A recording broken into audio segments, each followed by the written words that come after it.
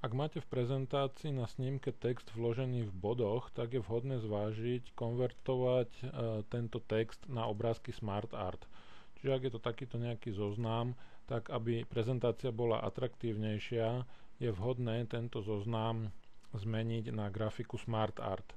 Urobíte to buď tak, že označíte celý ten zoznam, prípadne kliknete na zástupný symbol celého toho zoznamu a na páse s nástrojmi domov zvolíte tlačidlo konvertovať na obrázok SmartArt.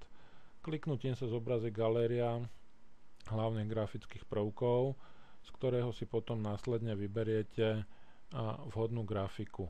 Zobrazuje sa samozrejme živá ukážka a priamo vidíte, ako bude vaša grafika vyzerať.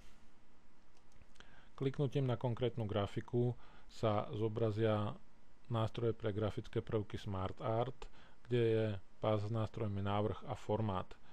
Na páse s nástrojmi návrh môžete vašu grafiku SmartArt zmeniť napríklad tak, aby bola viac farebná. No a okrem toho môžete zmeniť štýl na rôzne prvky, to znamená, že môže to vyzerať takto trojrozmerne, prípadne v kovovom lesku, prípadne iné grafické prvky. Treba si len vybrať ten najzaujímavejší a najvhodnejší tvar grafického prvku. V prípade, že vám z nejakého dôvodu nevyhovuje zobrazenie, ktoré ste si zvolili, tak môžete samozrejme cez galériu vybrať aj iné zobrazenia. Čiže môžu to byť napríklad takéto nejaké ozubené kolesá, prípadne ďalšie možnosti.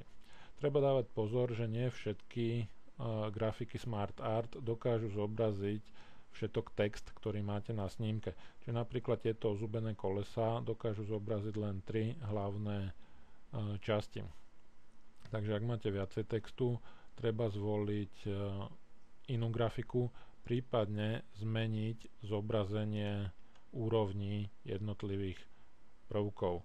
To urobíte v tejto textovej časti klávesou tabelátor alebo Shift tabelátor.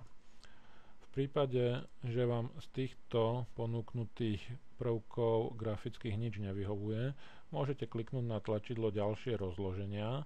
No a tu máte potom k dispozícii na výber zobrazené ďalšie grafické prvky, ktoré sú roztriedené podľa rôznych kategórií.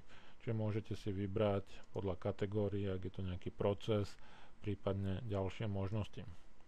V prípade, že zvolíte napríklad takúto grafiku, tak umožňuje táto grafika pridať do týchto jednotlivých častí ešte aj nejaké grafické prvky. Čiže kliknutím na vloženie obrázku môžete priamo vkladať do týchto častí grafiky ešte aj nejaké ďalšie obrázky a o to môže byť potom zobrazenie v prezentácii atraktívnejšie.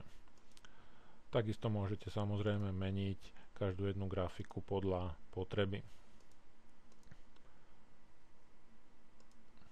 Taktiež môžete zmeniť za iné. Čiže stačí si len vybrať to najvhodnejšie rozloženie, ktoré vám najviac vyhovuje.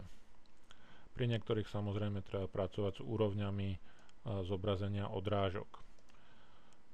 Ak už nechcete z nejakého dôvodu mať zobrazenú grafiku na snímke, tak môžete použiť na páse s nástrojmi návrh príkaz konvertovať a vybrať príkaz konvertovať na text. Tým vrátite zobrazenie do normálneho textového režimu.